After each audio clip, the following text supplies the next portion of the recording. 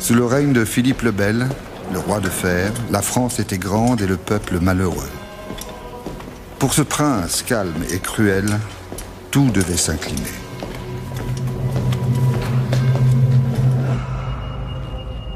Sire Philippe, vous aviez fait l'honneur de confier à la garde de l'ordre du Temple le trésor du royaume. Vous l'avez repris. Nous en avions usage immédiat pour entretenir nos armées, garder nos frontières, contenir les barons et payer nos agents en toute province. Ils sont de plus en plus nombreux, semble-t-il. Parce que nécessaire à l'ordre du royaume.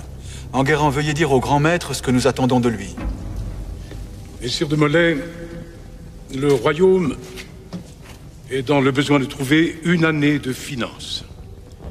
Notre sire le roi apprécierait que le temple lui en fit l'avance. Si désireux que je sois, sire, de vous obliger, je crains que nous ne puissions. Et pourquoi donc, Molay? Parce que nous doutons du remboursement de notre créance. Une année? J'en doute, sire. Vous agissez en tout pour la grandeur du royaume, mais le peuple est malheureux. Vous ne pouvez le tondre plus qu'il ne l'est. À la parfum, qui vous empêche de céder à notre demande? Le temple est dépositaire d'autres intérêts que le vôtre, sire. Vous parlez en banquier, messire. Non, sire. En chevalier gardien du temple. Le temple s'est fort éloigné de la chevalerie. Protégez-vous encore les lieux saints pour la garde desquels vous avez été créés. Faites-vous régner l'ordre sur les routes, des pèlerinages. Vous prêtez à usure pour le rachat des rançons, et vous n'êtes plus gardien que de vos coffres. Sire, je vous parle en grand maître d'un ordre souverain. En France, messire, il n'y a qu'un seul souverain. Et peu m'importe les autres princes à qui vous avez obligation. Que dit-on aux garets des Templiers dans notre peuple si malheureux? On dit que les chevaliers du Temple ont rapporté d'étranges coutumes d'Orient. On dit qu'ils adorent des idoles. On dit qu'ils ont entre eux de coupables manières d'amour.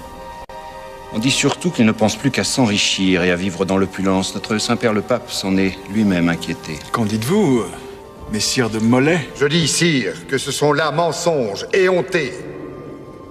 On m'a déjà rapporté ces infamies que l'on colporte, certes. Tous mes Templiers dans toutes mes commanderies ne sont pas des saints. Cela prouve que vous n'avez pas la main assez forte. Au moins, ayez-la plus ouverte. Et nous vous aiderons à rétablir la mauvaise image que vous avez prise. Alors? Votre réponse?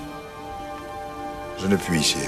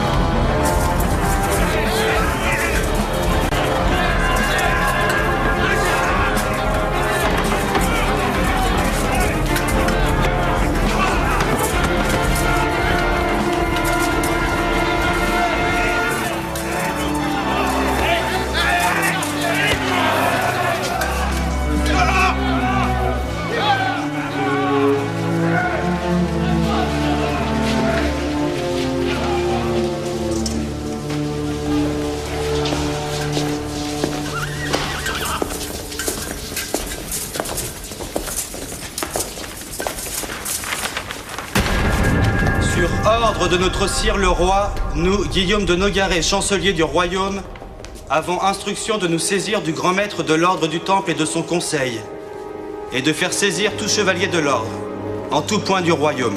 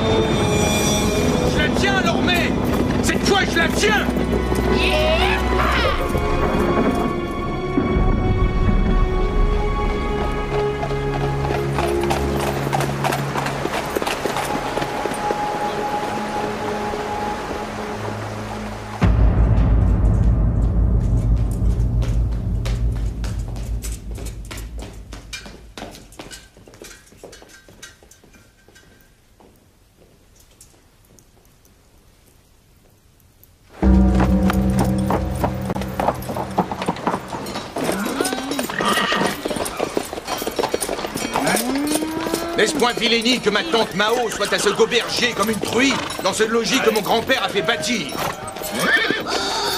C'est moi qui devrais y vivre. Vous y vivrez, monseigneur. Vous y vivrez.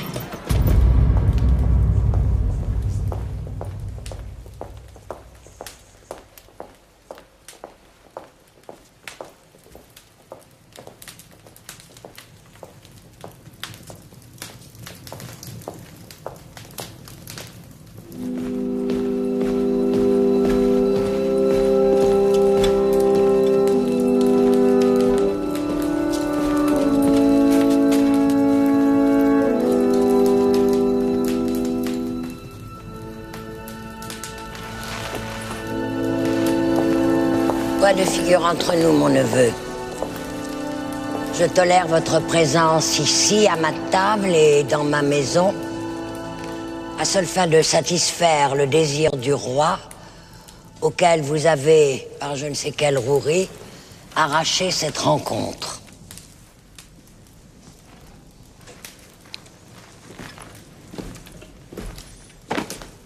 C'est votre façon, non la mienne, ma tante, de déguiser une noire intrigue sous une amicale visite. Vous êtes venu pour prêcher l'apaisement, m'a-t-on dit. Commencez votre épître, mon neveu.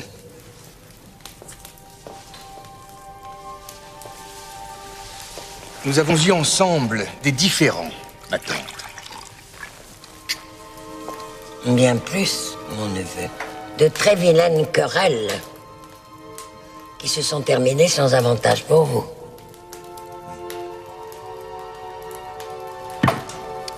Faisons fi du passé. Le présent est autrement menaçant. Les seigneurs d'Artois se préparent à faire ligue contre vous. À qui la faute? Dès qu'un baron se regimbe et qu'une ville se soulève pour réagir contre l'impôt, vous êtes là, en sous-main. Moi? Pure calomnie. Vous êtes venu proposer vos services. Mais bien mieux, ma tante. Mon aide et mon amitié. Sans moi, à vos côtés, l'Artois ne sera jamais vôtre. La révolte gronde. Unis, nous la contiendrons. Depuis quand te soucies-tu de mes intérêts? Toi qui ne cesses de me contester un droit qui me vient de mon père? Parce que mon père, à moi, votre frère, est mort avant votre propre père et que vous en avez indûment profité. En vraie justice, de nous deux, c'est moi qui devrais être père du royaume et le plus riche baron de France. Tu as perdu tous tes procès contre moi. Pour me voler mon héritage, vous avez vendu vos 2 filles au fils du roi et cédé la Bourgogne contre l'Artois. La plus basse des marchandes. Voilà qui vous êtes. C'est au sire Philippe que tu dois d'être reçu ici. C'est donc à lui que tu viens de porter offense. Béatrice!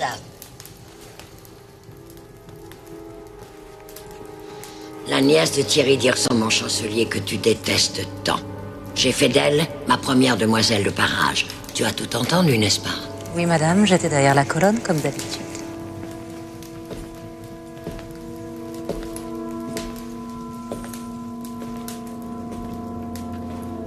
Non content d'avoir occupé votre couche, l'oncle impose sa nièce dans l'antichambre.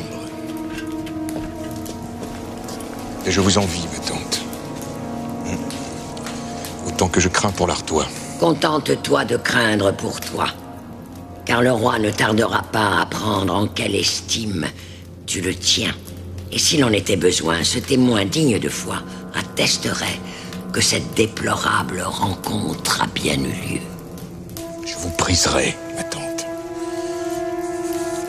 Et puis ma pauvre terre de Conches, que vous avez daigné me laisser, je reprendrai l'Artois. J'en fais le serment devant mes ancêtres.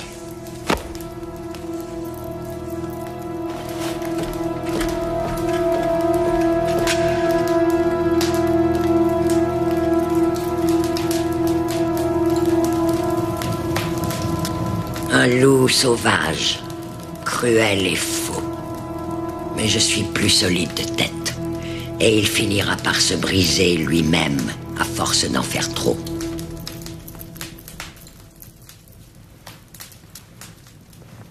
C'est pitié qu'il soit si fâcheux, il a belle figure. C'est la seule part d'héritage qui lui reste. La chienne! Lormé!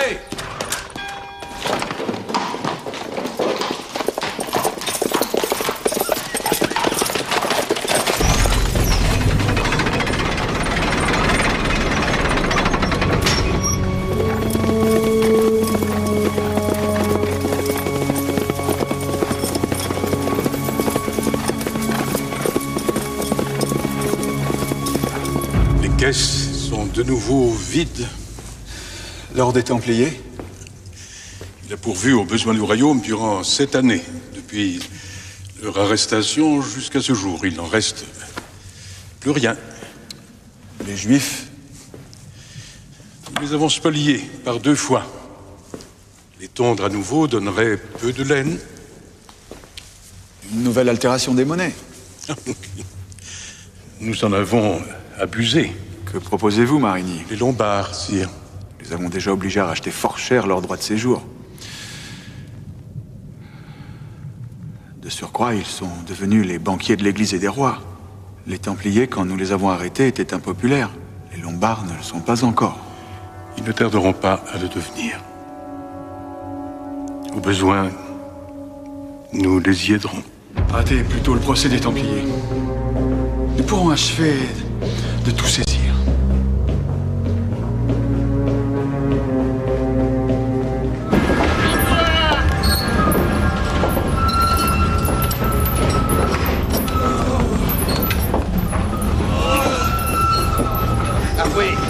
Avouez que pour entrer dans l'ordre souverain du Christ, vous deviez cracher sur la croix.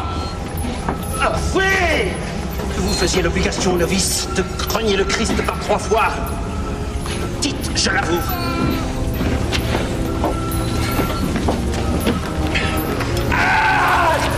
Je l'avoue. Je l'avoue. Emmenez-le.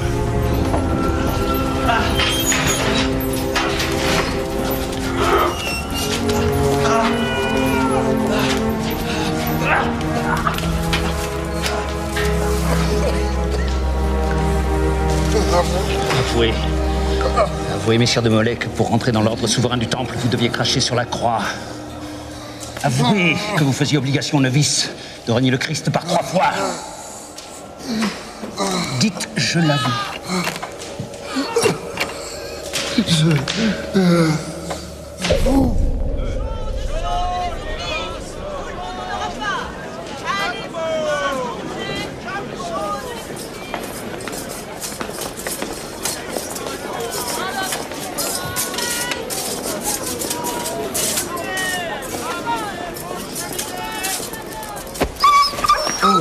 Monsieur, prenez garde, faut un peu vous tombiez sur mes chiens. Tu sais que tu parles au roi?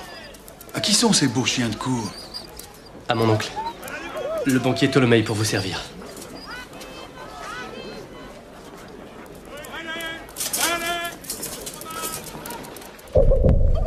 Je suis navré, mon oncle. Je viens à peine d'arriver. De plus, je n'avais encore jamais vu le roi. Comment aurais-je pu le reconnaître? Malheureusement, ta prouesse ne va pas nous servir, mon neveu. Nous, les Lombards, comme ils nous appellent ici, nous n'avons pas que des amis.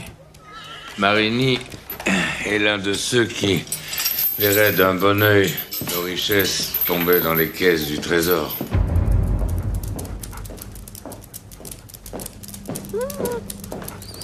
Où avez-vous trouvé ces chiens, Bouville? Messire Ptolémée, le banquier, vient de les faire livrer pour vous. Ah. Il vous prie de les recevoir en gage de sa très grande humilité. Allons, Bouville, vous savez bien que le roi n'accepte jamais les présents. Messire Ptolémée fait savoir à votre seigneurie qu'à l'instant où ces chiens à lièvre ont touché si haute et si grande puissance, il lui manque de mérite de les garder tous. L'habile homme que ce banquier, il plaide bien la cause des Lombards. Ah.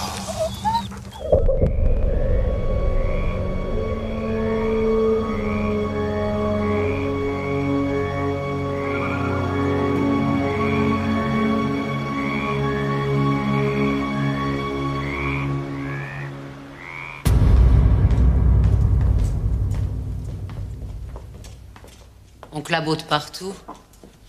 Que Monseigneur d'Artois intrigue contre vous et que ses partisans, à Fienne et à Caumont, ont juré votre perte. Échec et mat.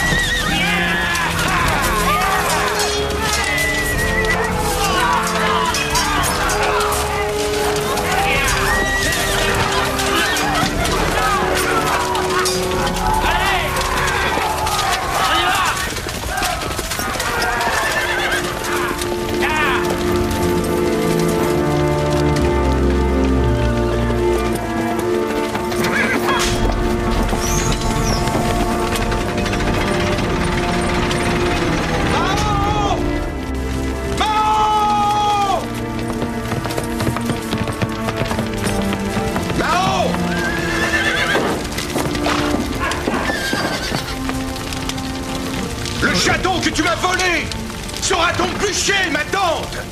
Avant le jour, je cracherai sur ta charogne, Mao de Bourgogne. Robert, salissure de ma race.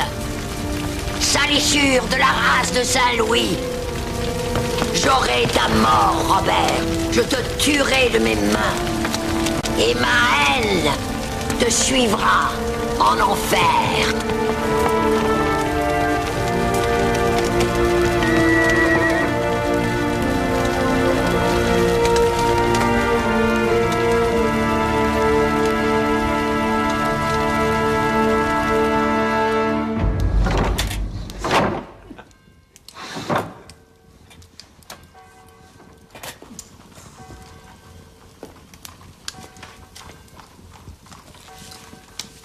Ils sont fort réussis. Qu'en dites-vous, mes fils?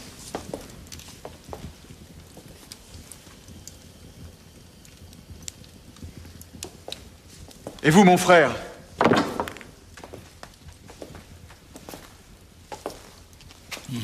Et vous, Nogaret? Pensez-vous qu'il soit convenable de nous réduire à des poupées de chiffon? Je pense comme vous, sire, que votre royale autorité ne saurait le tolérer. Mes brus, pensant nous divertir, ont eu la mauvaise idée de concevoir un spectacle que je ne tiens à voir ni en ces lieux ni ailleurs. Seule l'affection que je leur porte m'empêche de vous mettre au cachot. Faites ôter ces chiffons de ma vue.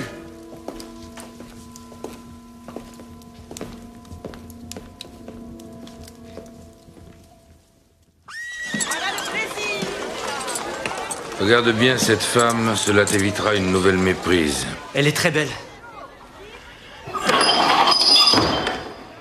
Elle est surtout la belle-fille du roi de France, Marguerite de Bourgogne, reine de Navarre et future reine de France. Et que vient-elle faire ici? Connaître les secrets des puissances la aide à garantir l'intérêt de l'argent que nous leur prêtons. Là, tu ne dois jamais l'oublier, mon petit.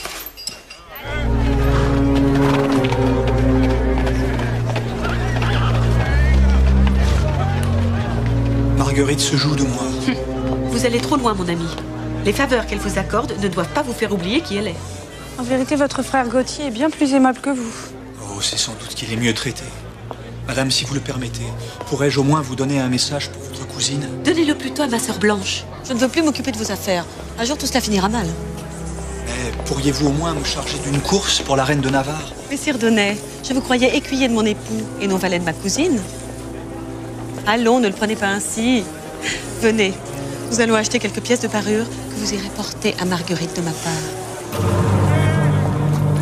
Dis-moi, Jeanne, pourquoi ne profites-tu pas des aubaines, comme nous? De nos trois maris, c'est le tien qui est le plus souvent absent.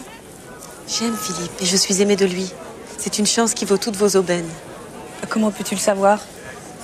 Si tu ne prends jamais le risque d'essayer. Il est vrai que je préfère rester dans l'ignorance. Mais je connais mes limites. Et je n'ai pas ton habileté à dissimuler.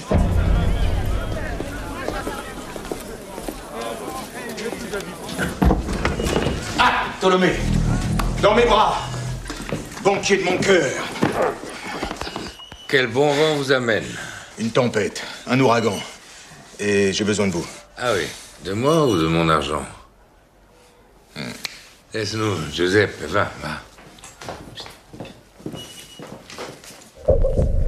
Bon, vous refusez de me prêter. Pourquoi? Que monseigneur ne m'oblige pas à lui rappeler le montant des dettes qu'il lui reste encore à me rembourser. Enfin, je connais. Je vous rembourserai au sous-prêt dès que j'aurai récupéré mon comté. Mais à propos de dettes, messire banquier, n'avez-vous pas fait quelques bonnes petites recettes grâce à moi? Qui vous a prévenu, voici 7 ans, que les Templiers allaient être piégés comme lapins en garenne? Il vous a conseillé de leur emprunter un or que vous n'avez jamais eu à leur rendre. Et qui vous a averti des rognages de monnaie? Oui, je le reconnais. Ah. Je reconnais que, grâce à votre intimité avec monseigneur de Valois, vous m'avez parfois apporté des renseignements utiles pour mes affaires, mais hélas... Quoi, hélas? Mais hélas, les bénéfices que vous m'avez fait faire sont bien loin de couvrir les sommes que vous me devez. Assez, banquier de mes tripes! J'ai besoin de 300 livres pour aller à Londres. Monseigneur a des projets de voyage?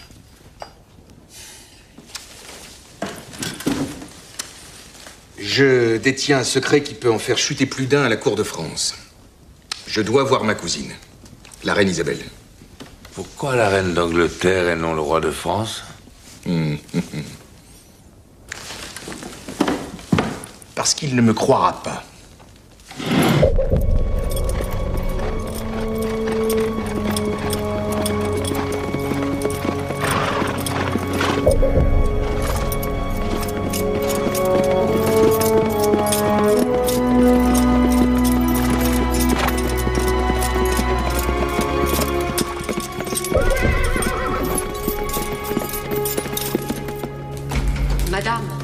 Madame, il a parlé. Votre fils a parlé. Qu'a-t-il dit? Il a frappé le sol et il a dit « veux ». J'aime ce mot, ces paroles de roi. Puisqu'il commence à parler, je demande qu'on ne l'encourage point à bégayer des niaiseries. Peu importe qu'il dise papa ou maman. Je préfère les mots de roi et de reine. Veuillez aussi enseigner à cet enfant qu'il est de France autant que d'Angleterre.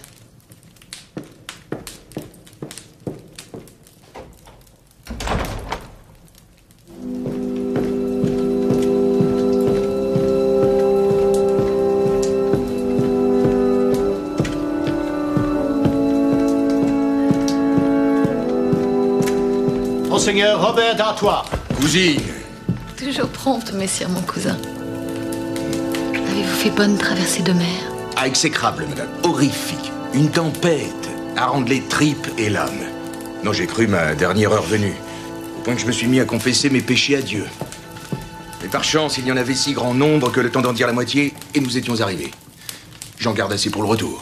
J'en suis sûr. Vos 3 frères sont cocus, madame. Cocus comme des manants. Avez-vous des preuves de ce que vous avancez? Des indices. Certains bijoux disparaissent de la cassette de Marguerite, qu'elle échange en secret chez un banquier lombard pour faire des cadeaux à son amant. La vieille tour de Nesle reste allumée fort tard, tout particulièrement, évidemment, les nuits où votre frère est absent. Blanche et parfois Jeanne viennent y rejoindre leur cousine. On a courseté, mais le peuple jase. Si ce que vous avancez est sûr, je ne tolérerai pas semblable honte et que ma famille soit obligée de riser. Obtenez le nom de leurs amants et je vous promets bien de me rendre à Paris afin d'y faire cesser ce désordre.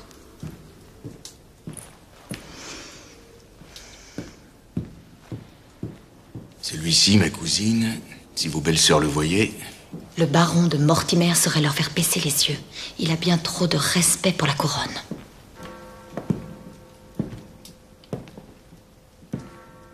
Avez-vous parlé de tout ceci au roi, mon père?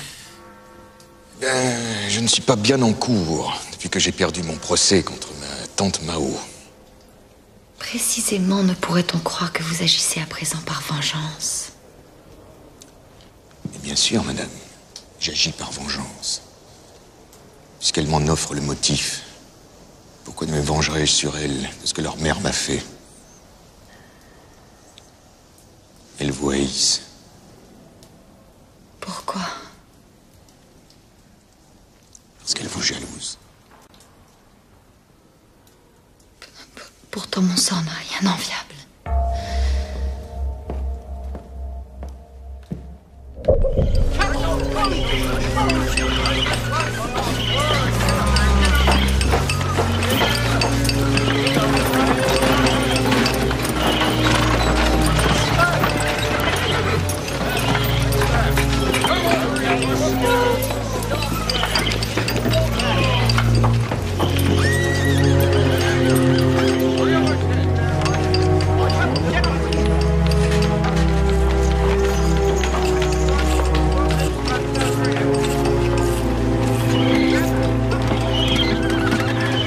Le roi Édouard semble toujours aimer la maçonnerie, c'est ce que je vois. Ce n'est pas la maçonnerie qu'il aime. Ce sont les maçons. Une reine est la plus misérable des sujettes si son mari ne l'aime point. J'ai assuré la descendance. Maintenant, Édouard ne m'approche plus. S'il lui arrive de s'aventurer dans ma couche, j'en éprouve tellement de honte que je reste toute froide. Ma cousine. Ma belle cousine. Est-il possible que ces lèvres, que ce corps, ce qu'un roi dédaigne, faut d'en connaître la perfection. D'autres en remercieraient le ciel à genoux. Prenez un homme, Isabelle. Que cet homme soit moi. Non, Robert. Je ne vais point faire ce que je reproche à mes belles-sœurs. Je ne le veux pas. Je ne le dois pas. Quand je songe à ce que je m'impose et me refuse, il faut qu'elle soit châtiée. Fort châtiée. Revenez demain, et je vous aiderai à les confondre.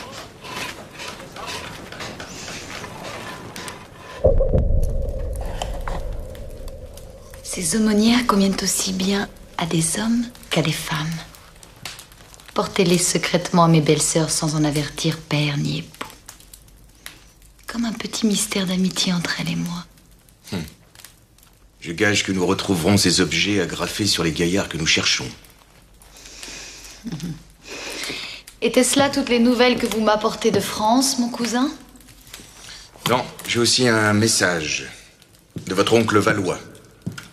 Vous savez que les derniers dignitaires du Temple vont être jugés. Et l'on craint fort que votre parrain, Jacques de Molay, ne soit mis à mort. Pourriez-vous écrire au roi et l'inviter à la clémence? Ce que décide le roi, mon père, est bien décidé.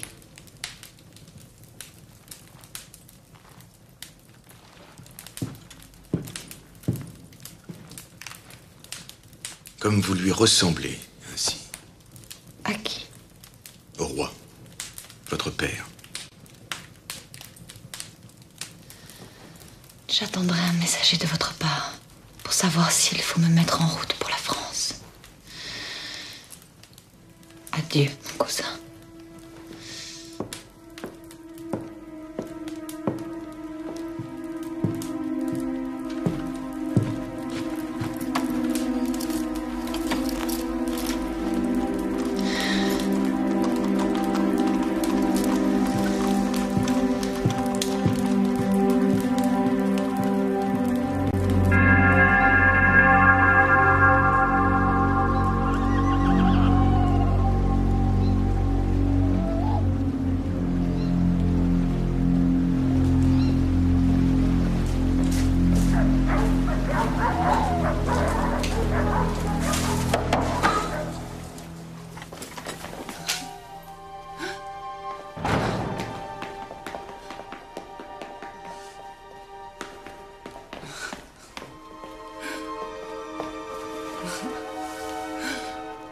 Qui t'a donné cette aumônière?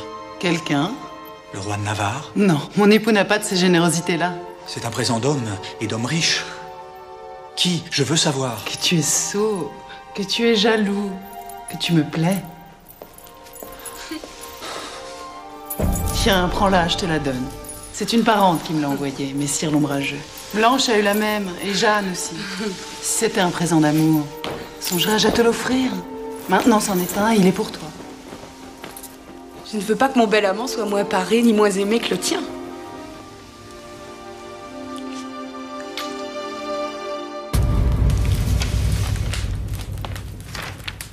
Regardez, ma mère. Il me semblerait plus judicieux que les ouvertures soient au sud. Édin est si sombre en hiver. Or, si je lis bien les plans de votre architecte, c'est au nord qu'il les envisage.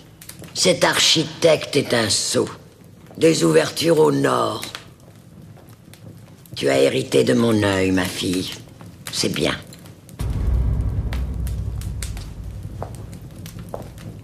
Combien de temps resterez-vous au château de Maubuisson? Oh, quelques semaines.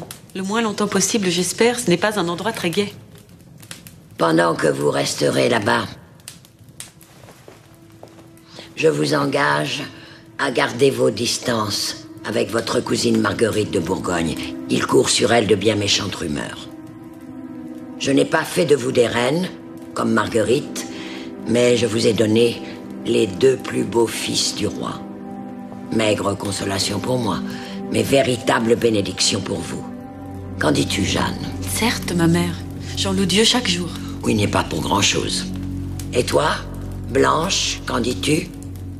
Charles est le plus tendre des époux. Je n'en souhaiterais pas d'autre. Alors hâtez-vous de leur donner vos fruits. Les ventres d'Artois sont féconds et fidèles. Qu'est-ce donc? Cela ne te ressemble guère. Tu n'as jamais été coquette. C'est un cadeau d'amitié de la reine Isabelle. Blanche a reçu la même, et Marguerite aussi. Ah, votre belle-sœur vous donne son amitié. Vous m'envoyez combler. Allez, mes filles. Ne faites pas attendre le roi.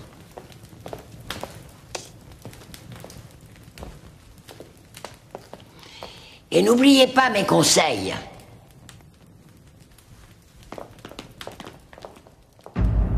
Quand nous les avons arrêtés, on comptait 15 000 chevaliers du Temple. Un grand nombre a réussi à échapper à nos services. Je suis averti qu'ils sont restés en contact et constituent un réseau secret. Aujourd'hui, nous devons en finir avec les 4 dignitaires. Voici Voici 7 années que j'attends ce moment, que j'y travaille, jour et nuit. C'est Messire de Molay qui m'a donné le plus de mal. Une fois le grand maître condamné, les autres ne nous causeront plus de soucis.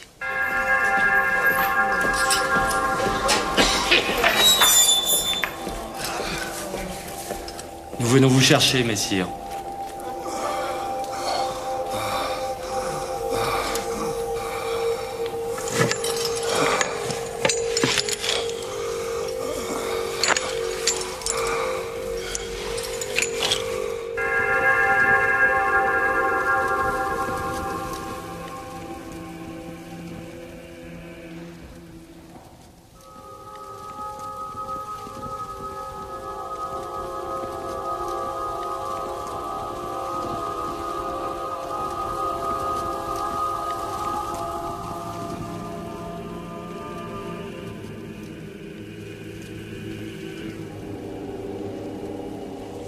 Entendu le grand maître Jacques de Molay, qui sous la question et après tant d'autres, a reconnu s'être adonné à la sorcellerie et fomenté complot contre le pape et notre roi. Mensonge. Considérant que les accusés ont avoué et reconnu, les condamnons au mur et au silence pour le restant de leurs jours, afin qu'ils obtiennent la rémission de leurs fautes par les larmes du repentir. In nomine Patris. Je proteste! Je proteste! Contre cette sentence inique! Et j'affirme que les crimes dont on nous charge sont crimes inventés! Vous avez avoué devant la commission. Sous la torture! Je ne suis coupable que d'avoir cédé à vos menaces et à vos tourments. J'affirme devant Dieu qui nous entend que l'ordre est innocent et saint. Vous avez confessé l'hérésie. Dans la torture!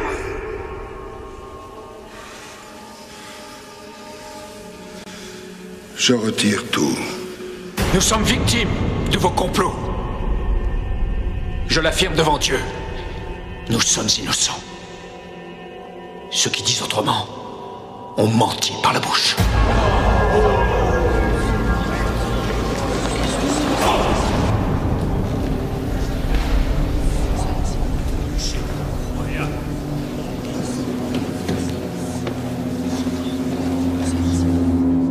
Le grand maître et le précepteur de Nemours ont été déclarés relapses. La justice de l'Église les rejette et les remet à la justice du roi. Sire, vous pouvez disposer d'eux sans en avoir à référer au pape.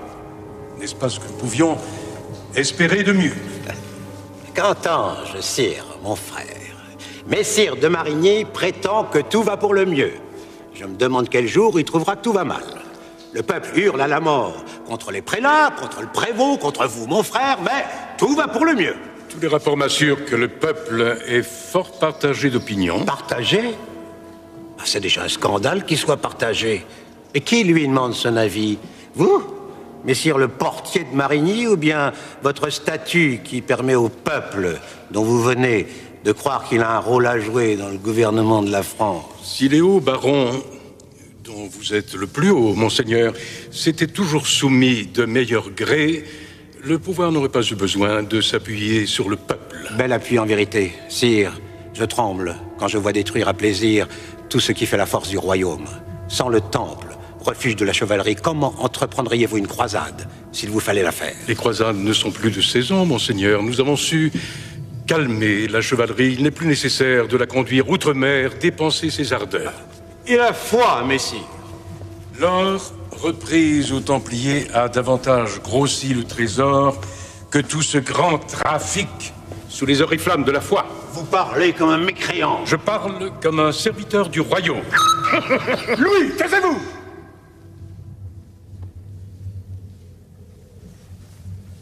Mon frère, donnez-nous simplement votre conseil sur les Templiers, puisque c'est ce qui nous occupe aujourd'hui. Un conseil?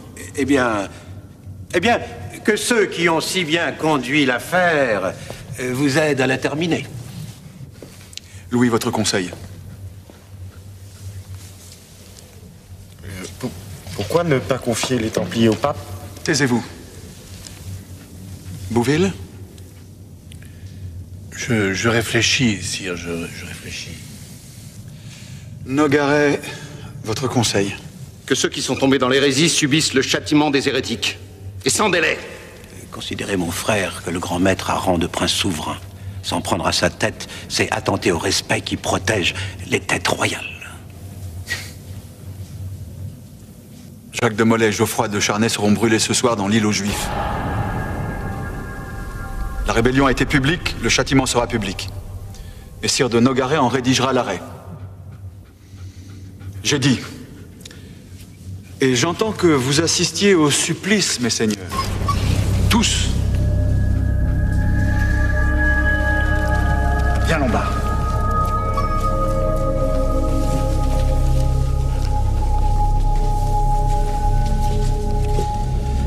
Mon neveu, nous venons d'assister là à la fin de la chevalerie.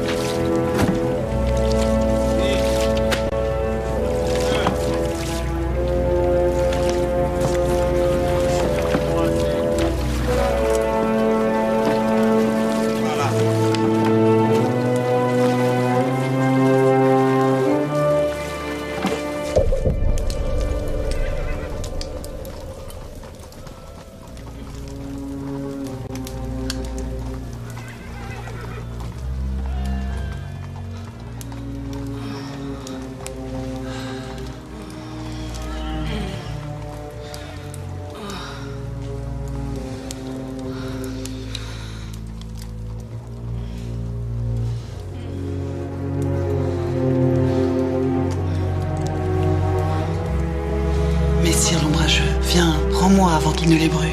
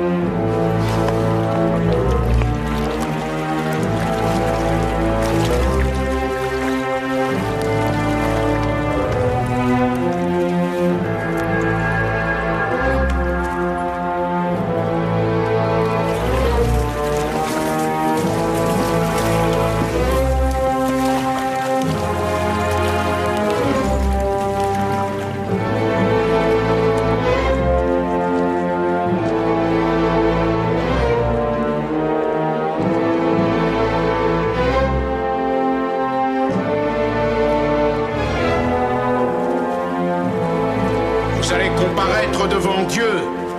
Il est encore temps de confesser vos fautes.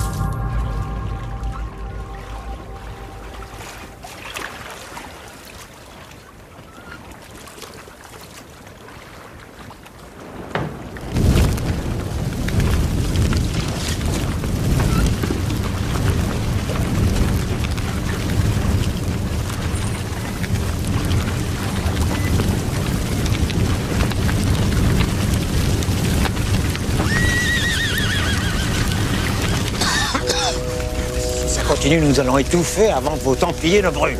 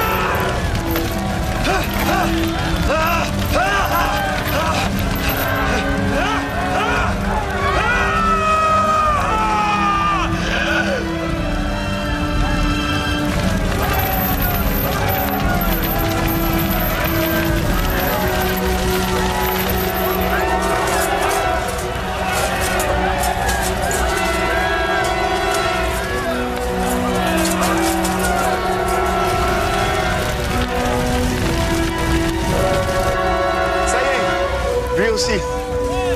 Taisez-vous, Louis. Honte! Honte! Vous voyez des innocents qui meurent! Honte sur vous tous! Dieu vous jugera!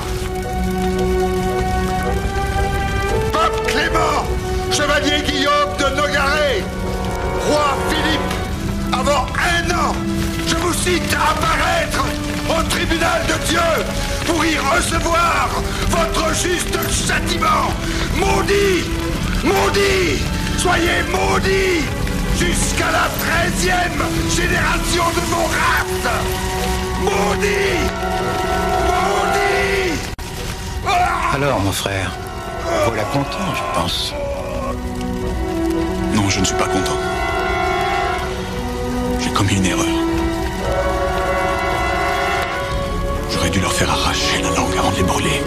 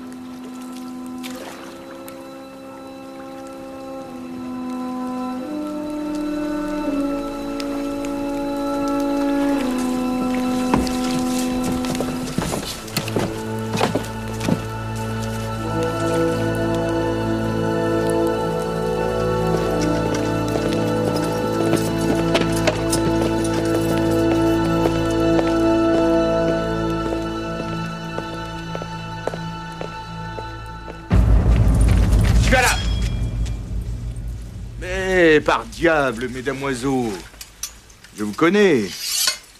Les frères Donnet. Mais dites-moi, mes gentillets, qu'aviez-vous amusé dans cette fange? Nous nous promenions. Vous vous promeniez? Ben voyons, après de minuit, et dans la boue jusqu'aux fesses. Ah, jeunesse, toujours en quête d'amour, et l'autre chose en feu. En feu, mais joliment décoré. Bel ornement, mesdamoiseaux. Bel ornement. Dites, ce ne sont point des pays d'écuyers qui permettent de s'offrir pareille bougette. C'est pour ce qu'on vient de famille. Ah, des bijoux de famille. Une famille qu'on vient visiter la nuit sous les murs de la tour de Nesle. Bon, se taira. Pour l'honneur de vos belles. Les dames qu'on baise, on doit en préserver la renommée. Et Dieu vous assiste. Et ne sortez plus la nuit avec votre joaillerie.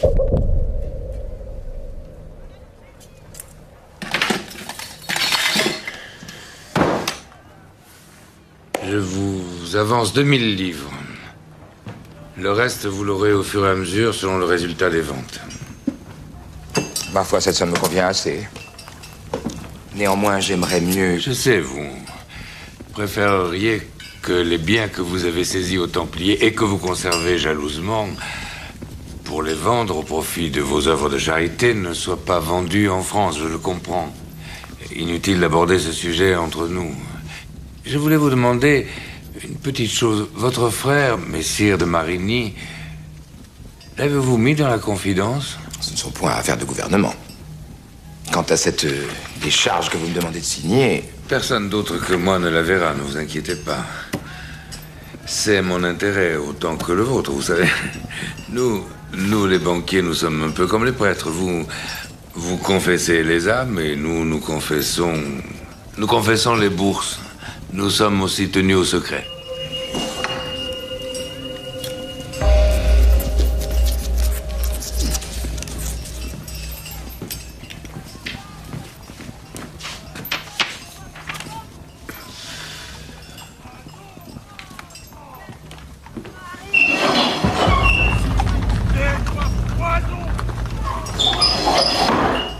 Passez plutôt par là, monseigneur, vous ferez moins de rencontres.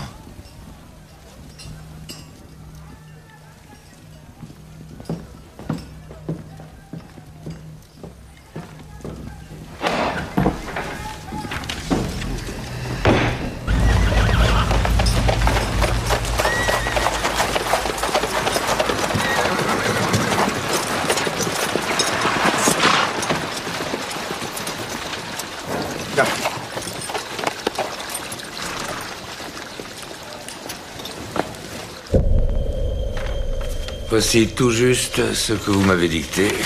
Jusqu'ici, votre coup me semble bien monté. Dites-moi, comment vous y prendrez-vous pour faire parvenir ce message à la reine Isabelle? C'est bien mon souci. Les hommes sont connus. Et Marigny et Nogaret ont des agents partout. On aura tôt fait de gâcher mon affaire. Il me faudrait quelqu'un qui ne soit pas de ma maison. De la mienne, ce serait mieux. Je vois. Bien, je vais essayer de vous rendre service une fois encore.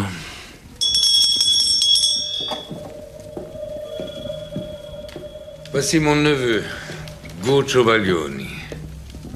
Les gens de Nogaret ne le connaissent pas encore, bien qu'il se soit distingué par une belle action.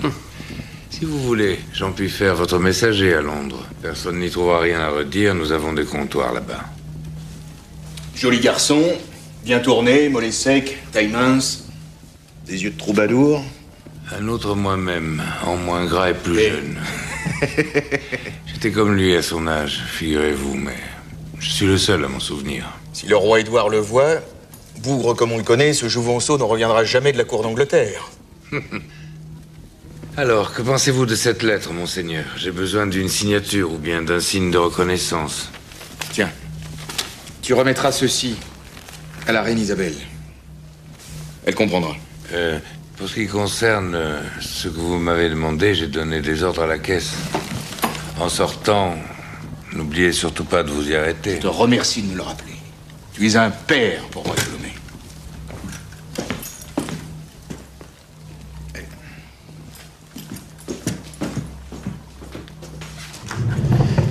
Lorsque tu reviendras d'Angleterre, tu feras un petit détour par Naufle-le-Vieux pour recouvrir une vieille créance que nous avons sur les châtelains de Crécy.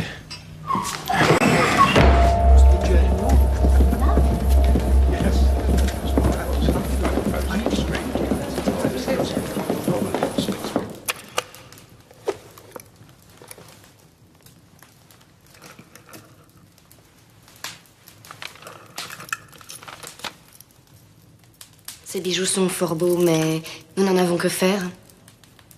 Nous ne pouvons les acheter, madame. Lady Le Despencer, si ces joyaux sont présentés à mon époux, il n'hésitera pas, lui, à les offrir aux vôtres. Elles se parlent l'un l'autre comme des femmes ne l'oseraient point. Madame, me ferez-vous la faveur de considérer ce cachet et d'en remarquer la ciselure? Ceci me plaît à voir. Le prix en est inscrit ici.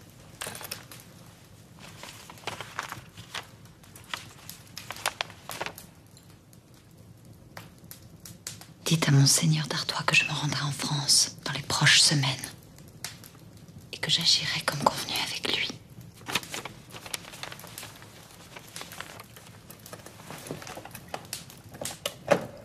Je vous ferai savoir par Messire Albizi ce que je déciderai concernant ce fermail.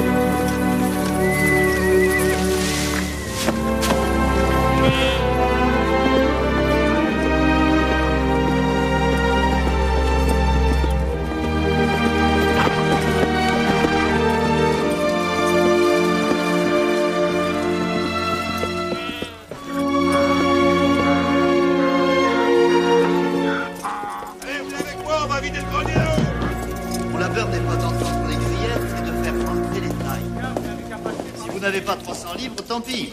Je saisis et je vends.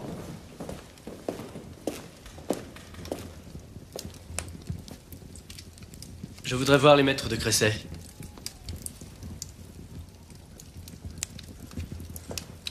Je suis Marie de Cresset. Mes frères et ma mère sont pour le moment occupés.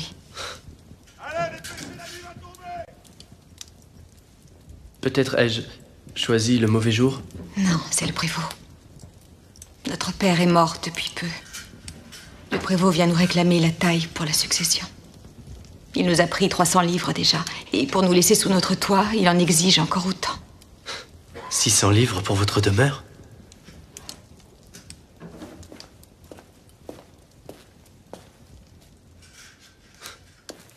Pardonnez-moi de vous interrompre, messire Prévost. Mais je me demande si vous ne seriez point un peu en train de voler. À qui êtes-vous? Souhaitez ne pas la prendre trop vite. Sachez seulement que j'ai été l'hôte il y a peu de Madame la Reine d'Angleterre. Et que dès demain, j'ai pouvoir de faire savoir à messire de Marigny comment se comportent ses prévôts. Que vaut ce domaine? Cresset est porté aux estimations de bailliage pour 3000 livres. 3000 livres? Pour un manoir de campagne? Il y a les terres. Le tout vaut au mieux compter 900 livres. Madame, cet homme profite de votre ignorance pour vous gruger. Messire, refaisons vos comptes. J'ai idée que le débiteur n'est pas celui que l'on pense. Vous avez déjà pris 300 livres. Cela suffit, c'est plus qu'il ne faut. Ordonnez à vos sergents de délier les bœufs. Bien. Et de reporter le blé au moulin. Oui. Allez, remballez tout ça dans les greniers. Mais enfin, messire, qui êtes-vous à qui nous devons tant? Je m'appelle Guccio Baglioni. Je viens pour la créance de mon oncle Tolomei. Nous parlerons de tout cela plus tard. Notre bienfaiteur doit avoir besoin de se décrotter après si longue route. Marie, fais préparer le bassin. Pierre, étrille le cheval de Messire Baglioni.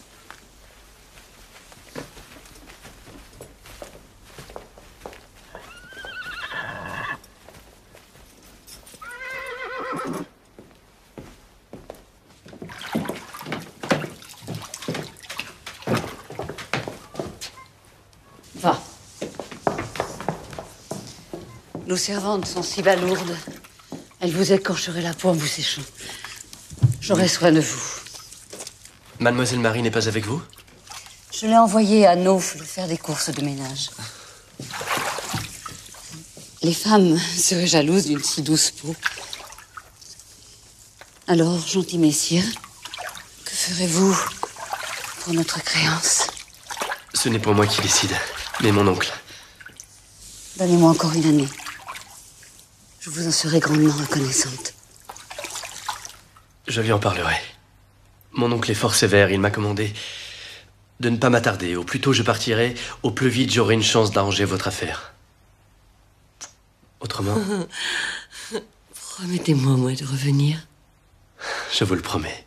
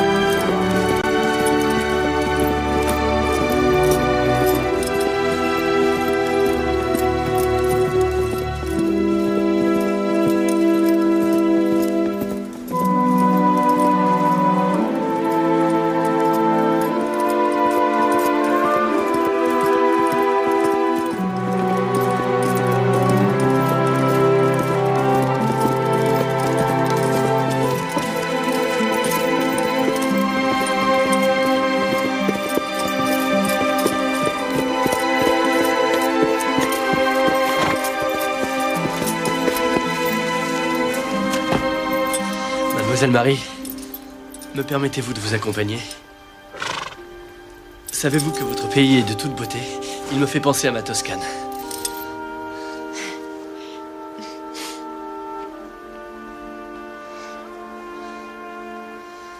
Ma belle Marie, je crois que je vous aime.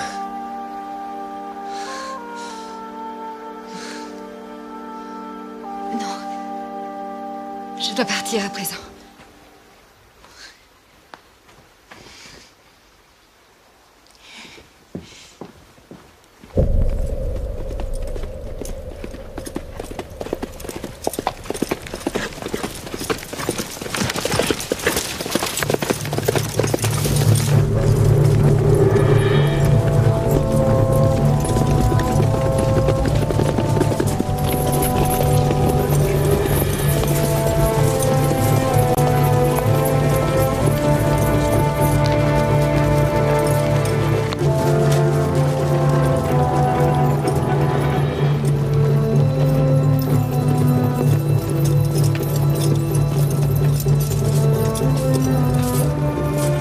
Chaque fois qu'on vous voit, ma cousine. Ne mentez point, je ne puis être belle après une semaine de chemin et de poussière. Quand on vous a aimé, de souvenirs pendant tant de jours, on ne voit point la poussière, on ne voit que vos yeux. Alors, quels sont les hommes qui déshonorent la couronne de France?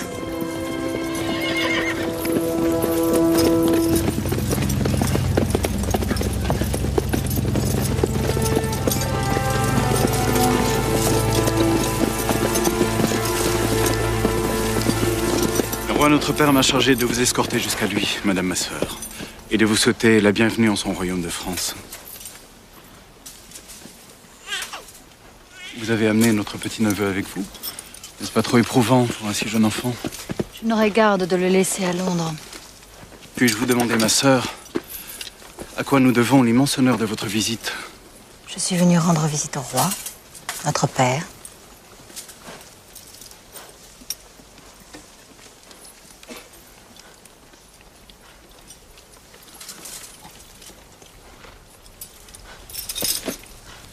La reine vous a remarqué.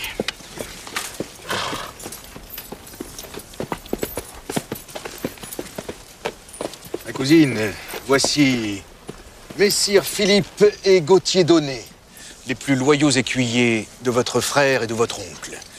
Je les recommande à votre bienveillance, ils sont un peu mes protégés.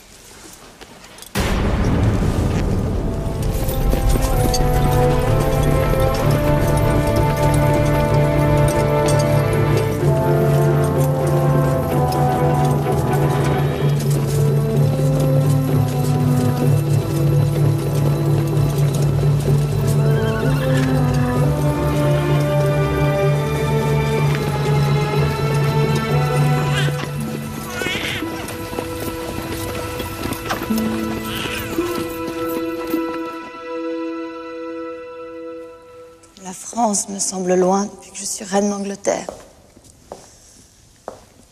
Comme j'ai le regret des jours qui ne sont plus. Est-ce pour m'informer de ceci, Isabelle, que vous avez entrepris ce long voyage?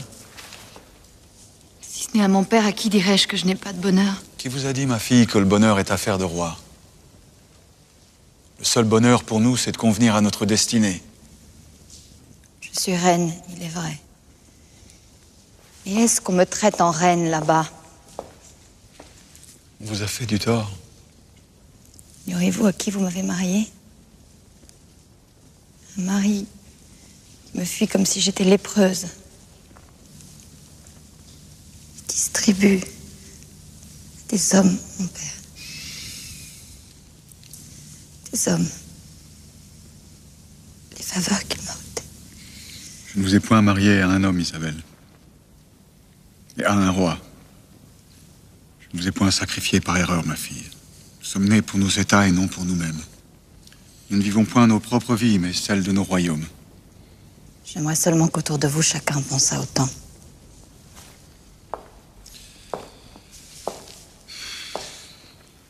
Pourquoi êtes-vous venu? Parce que mes frères ont épousé des garces, mon père.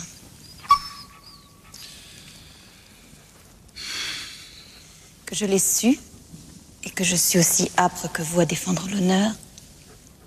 Vous n'aimez pas vos belles sœurs, je le sais. Et ce qui vous en sépare? Ce qui m'en sépare, mon père, c'est la loyauté. Vos preuves, Isabelle.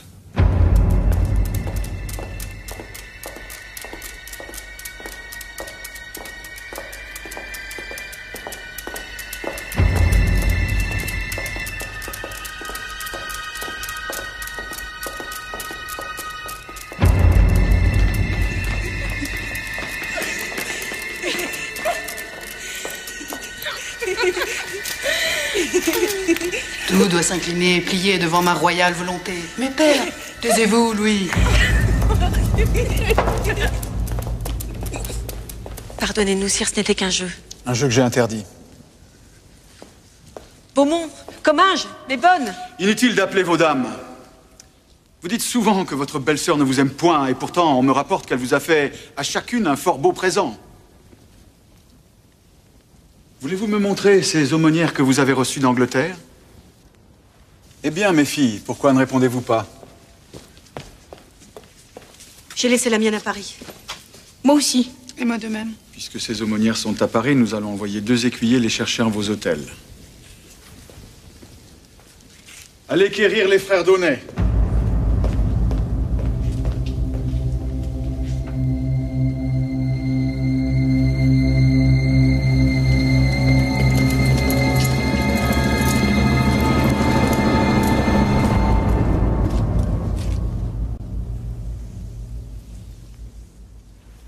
Mon père, ce gentilhomme semble avoir devancé votre souhait, puisque voici qu'ils vous apportent pendus à leur ceinture les aumônières que vous demandiez à voir. Pouvez-vous me faire connaître comment ces 2 écuyers se trouvent pourvus des présents que vous a fait votre belle-sœur?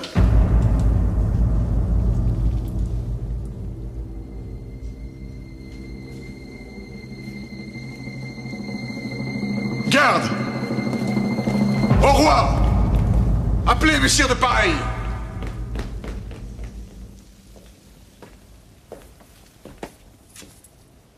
Saisissez-vous de ces 2 écuyers.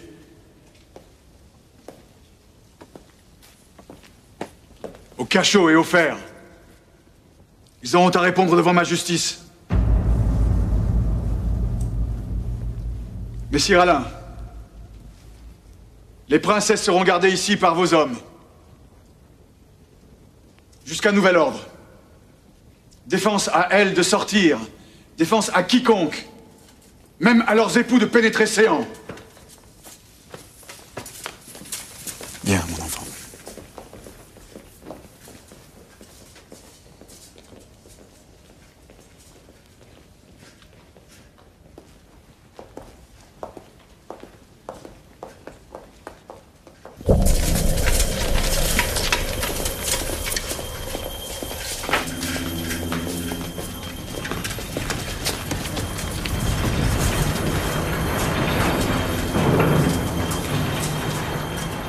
Je veux que cette chienne de Mao entende son malheur par ma bouche. Vois-tu, Lormé, un grand moment de plaisir approche.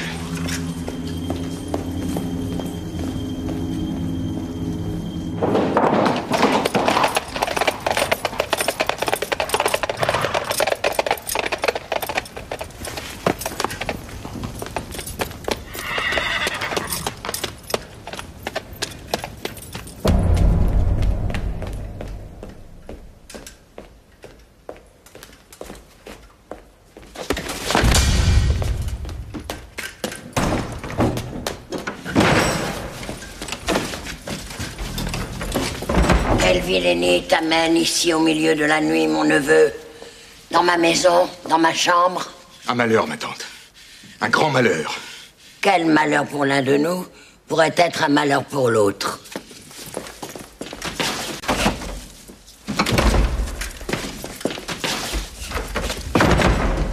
Je ne saurais parler que devant vous. Ce que je viens vous apprendre touche à notre honneur. Notre honneur? Ce mot semble bien vil dans ta bouche. Ma tante, nous sommes entre les mains du roi.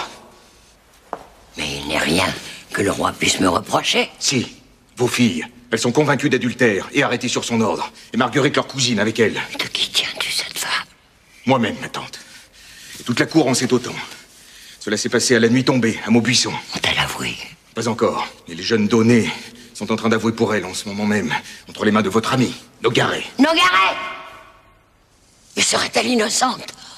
Avec lui, elles sortiront de là, plus noires que la poix. Les garces! Les garces! Après tout ce que j'ai fait pour elles, se faire pincer comme des ribaudes, qu'on les enferme, qu'on les empale, qu'on les pende, c'est tout ce qu'elles méritent. Vous avez raison, ma tante.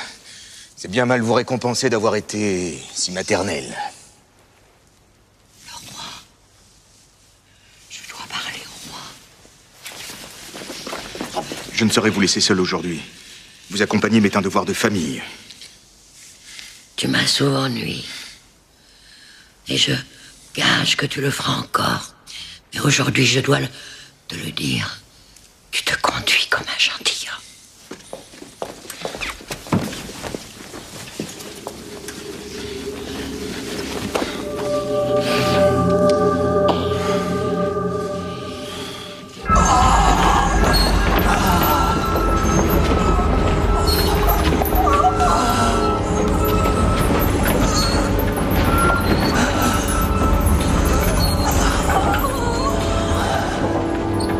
Les Templiers ont été plus durs.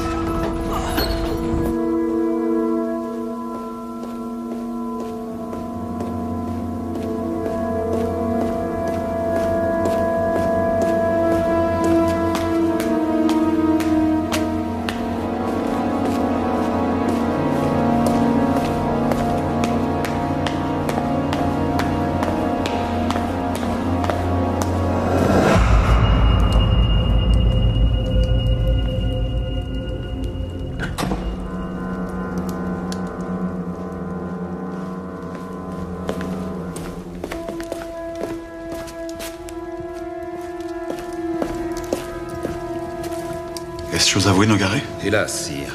Ces choses honteuses, affreuses et avouées.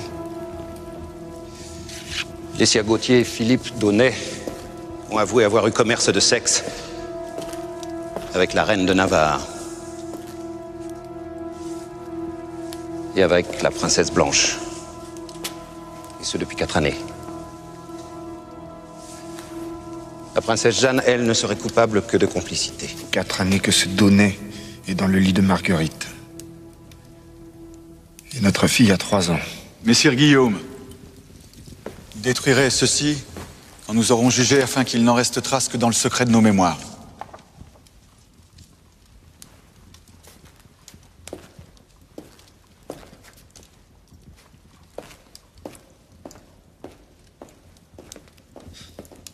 Le grand maître. Quoi?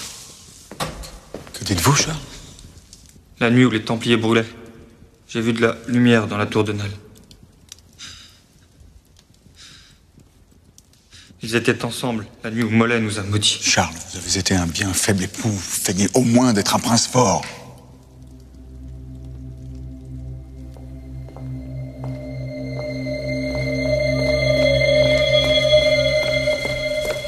Pas pire crime de vassal qu'entendre séduction sur la femme de son suzerain. Les donner ont failli. Considérez-les pour morts. Ce qu'il nous faut régler, c'est le sort des princesses adultères.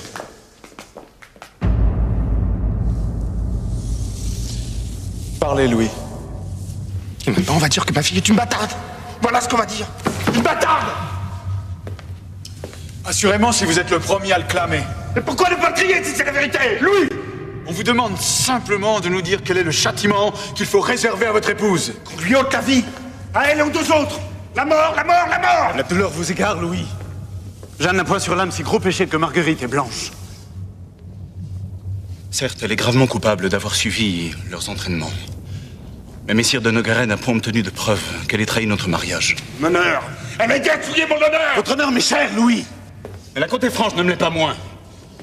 Par ma femme, je suis comte palatin de Bourgogne et sire de Salins, dont les mines de sel produisent le plus gros de mes revenus. Que Jeanne soit close en un couvent, pour le temps que se passe l'oubli ou le pardon. Mais qu'on n'attende point à sa vie.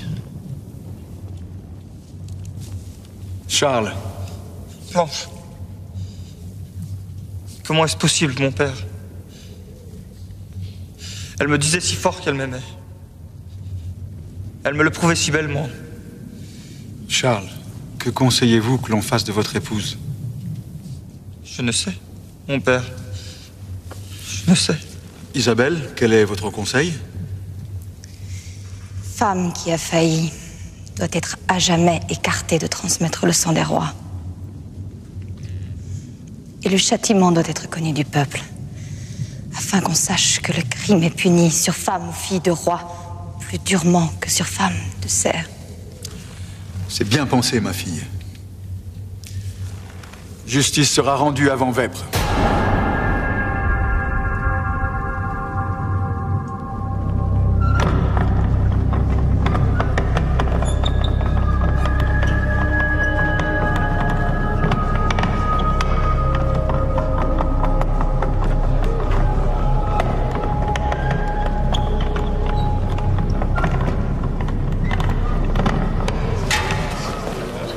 Dieu merci, j'arrive à temps.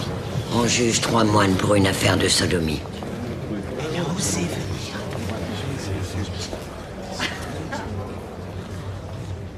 Non, trop tard, ma tante.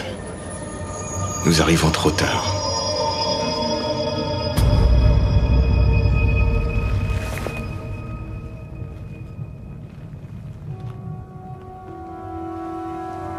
L'édite Dame Marguerite, épouse de Monseigneur le roi de Navarre, et Blanche, épouse de Monseigneur Charles de la Marche, seront emprisonnées dans la forteresse de Château-Gaillard, et ce pour le restant des jours qu'il plaira à Dieu de leur accorder. À vie. Il les a condamnés à vie.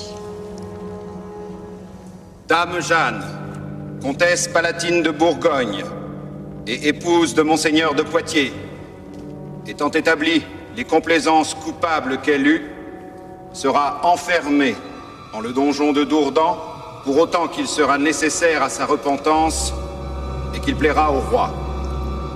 Ainsi, notre très sage, très puissant et très aimé roi, notre sire, en a jugé. C'est lui. C'est ce dogue de Nogaret qui a tout fait. Avec sa rage des pieds d'interroger, de tourmenter.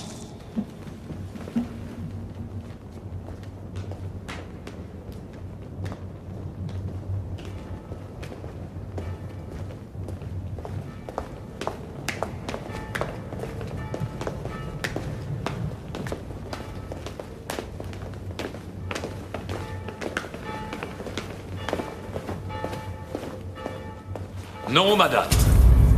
Le roi n'autorise que ses fils à entendre l'adieu de leurs épouses. Philippe. Charles. Je ne voulais pas. Je ne savais pas. Elle ne savait pas. Elle faisait ça par jeu. Elle est jeune. Elle est coupable, mais c'était un jeu. Accordez-lui votre pitié. Dites-lui, vous, ma mère, qu'elle ne voulait pas. Il faut la sauver. Sauver Blanche.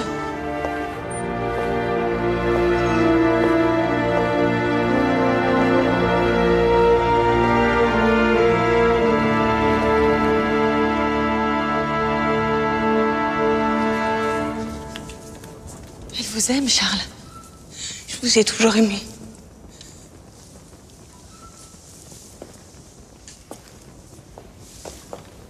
Point de faiblesse, Charles. Restez prince. Point de pitié, Charles. Imitez votre sœur Isabelle, qui ne peut comprendre les élans de l'amour. Elle n'a que haine et fiel dans le cœur. Sans elle, vous n'aurez rien appris, mais elle vous hait. Elle me hait, elle nous hait tous. Dieu vous pardonne vos crimes. Il me pardonnera plus vite mes crimes qu'il ne fera de toi une femme heureuse. Je suis reine. J'ai un royaume que je respecte. Et moi, j'ai eu plaisir, qui vaut toutes les couronnes du monde. Et je ne regrette rien. J'ai connu l'amour aussi. L'amour d'un homme. Sa force et sa chaleur. Je sais la joie de prendre et d'être prise. Tout ce que tu ne connais pas et ne connaîtras jamais.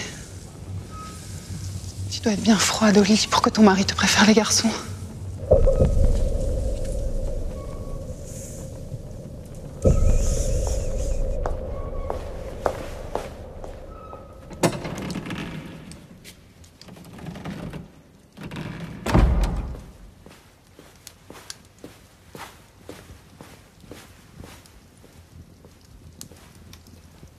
Vous pleurez, madame?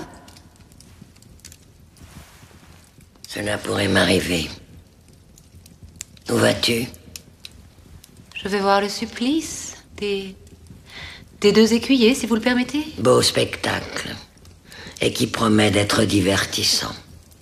Les frères Daunet, roués, écorchés vifs, châtré, décapité. Le peuple sera content. Je dois y aller pour la démarche que je veux faire après l'exécution. Va, si tu y crois.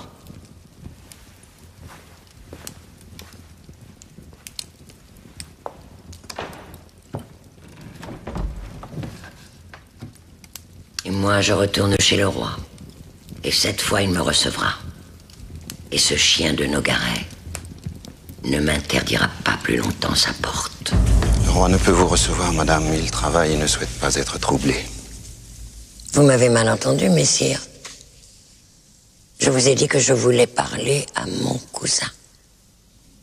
Je vous ai parfaitement entendu, madame. Et vous donne la réponse du roi. À la pitié de Dieu, messire de Nogaret. À la pitié de Dieu.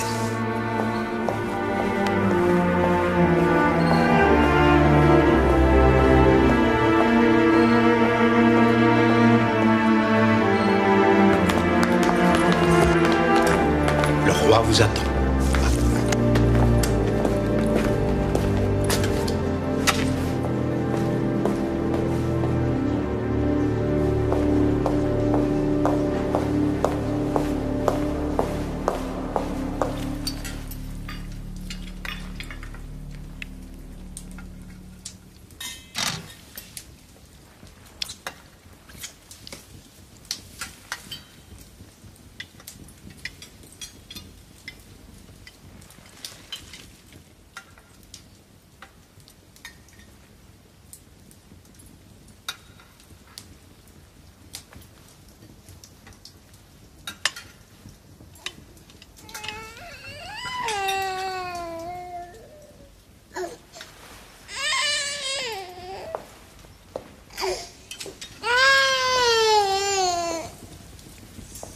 Cessez, Édouard. Laissez. J'aime entendre mon seul petit-fils, Isabelle. Marigny, nous avons bien jugé. Mais où va le royaume? Mes fils n'ont point d'héritier. Ils en auront s'ils reprennent femme, sire. Ils ont femme devant Dieu. Le pape Clément peut les délier. Enfin, il vous doit beaucoup. C'est vous qui l'avez fait élire et installer en Avignon.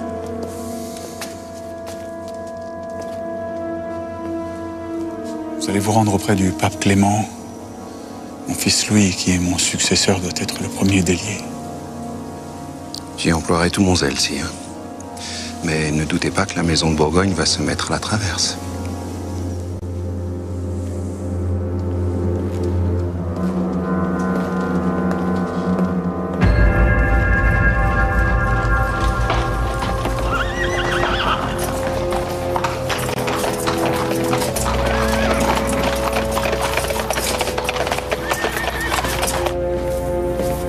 Sire, le pape Clément est mort.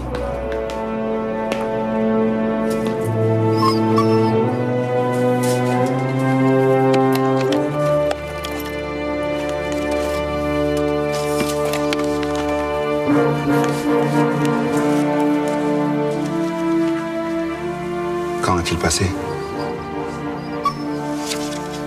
Voilà 6 jours francs.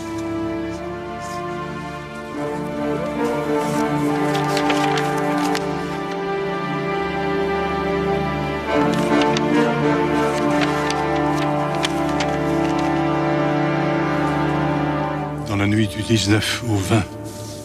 Un mois après. Oui, sire. Un mois après.